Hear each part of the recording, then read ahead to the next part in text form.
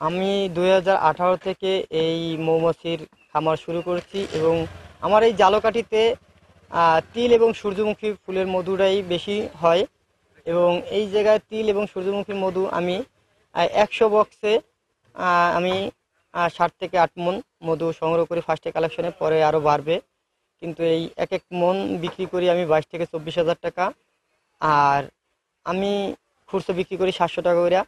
লাভজনক হওয়ায় আমি প্রায় 5টা খামার করেছি এবং 5টা খামারে আমার 10 থেকে 12 জন লোক খাটে এবং আমি এই জেলায় প্রায় 5 জায়গায় এই 5টা খামার রাখছি এবং এই 5টা খামারে 10 থেকে 12 জন লোক কাজ করে। আর আমি বছরে প্রায় 7টা ফুলের মধু সংগ্রহ করে থাকি। বান্ডেল থাকলে প্রতি সেনমানিতে টাকা বাঁচবে। বিকাশ সেনমানি বান্ডেল কিনে জিতুন প্রতি লেনদেনে।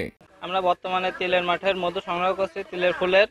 এখানে আমার কাজ হলো মেশিনে মধুটা বের করা, ওই পাশ থেকে বাক্সা থেকে মধুটা মানে ফ্রেমগুলো ঝাইরে মাছিটা ঝাইরে ফ্রেমগুলো আমাকে দিচ্ছে, আমি ফ্রেম থেকে মধুটা সংগ্রহ করে এটা আবার মেশিন থেকে ড্রামে করে বোতলজাত করে আমরা বাজারে বিক্রি করি।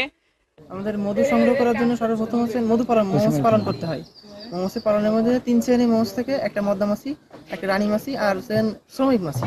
শ্রমিক মাছিগুলোর কাজ হচ্ছে ফুল থেকে মধু সংগ্রহ করে বক্সে রাখা, তারপর আমরা বক্সের থেকে মেশিন দিয়ে সংগ্রহ করে বাজারজাত করতে হয়। এতে মনে করেন হাতের কোনো স্পষ্ট নাই, সরাসরি চাকটা আমরা ওইখান থেকে মাছিটা ঝাড়ে ফেলাই, ফেলানোর পরে আমরা চাকটা নিয়ে আসি, এনে মেশিন আছে মেশিনের ভিতর দিয়ে চাকটা গুলে দিলে মধুটা বের হয়ে যায়।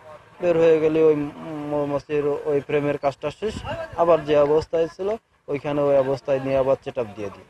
স্থানীয় ওহিদুল ইসলাম রানা আমাদের দীর্ঘদিন ধরে এখানে মধু চাষ করছে। এই মধু চাষ ব্যাপক লাভবান হওয়ায় উনি এখন ব্যাপক আকারে মধু চাষ করছে, সূর্যমুখী এবং তিলের ফুল থেকে এই মধু চাষ করছে। স্থানীয়রা আমরা ওনার মধু চাষের মাধ্যমে অর্গানিক মধু পাচ্ছি।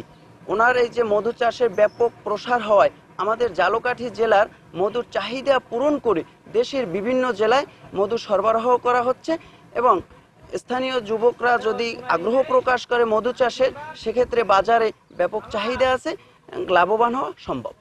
জালকাঠি জেলার কাঠালিয়া উপজেলার ওহিদুল ইসলাম রানা বাণিজ্যিকভাবে প্রায় 7-8 বছর ধরে মধু চাষ কার্যক্রম শুরু করেছেন। উনি প্রায় বছরে 15 থেকে 20 লাখ টাকা ইনকাম করেন।